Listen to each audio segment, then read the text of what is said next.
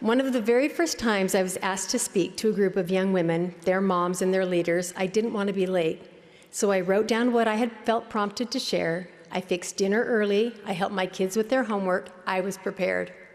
So prepared, in fact, that when I was ready to go, I thought to myself, well, I have about 5 minutes before I need to leave. What should I do?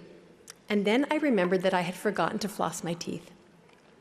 So I leaned in really close to the mirror and started flossing, and just begun when something white and small flew out of my mouth, hit the mirror, and dropped into the sink.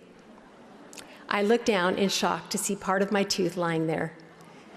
Now, my dad was a dentist, and way back in high school, he had fixed a front tooth that had chipped, but I had completely forgotten about it. So I picked it up, not knowing what to do, and I looked around.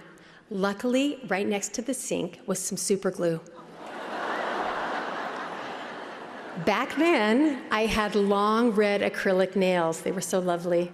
I carefully put the super glue all over that little chip of a tooth, and I stuck it back into my mouth, and I counted to 10.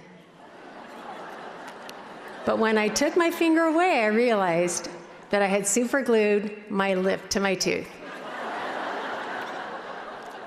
Now I really started to panic because I could see I was going to be late. And I knew that if I tried to pull it apart, my lip would tear and start bleeding. But just then, when I needed it, I spotted a bottle of fingernail polish remover.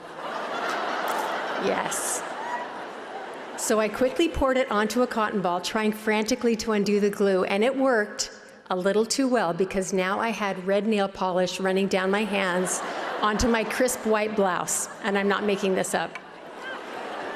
10 minutes later, I had changed my clothes, grabbed my notes, gotten into the car, and I remember looking in the rearview mirror and picking off the last little bits of cotton ball from my teeth and thinking, I can never tell anyone what just happened.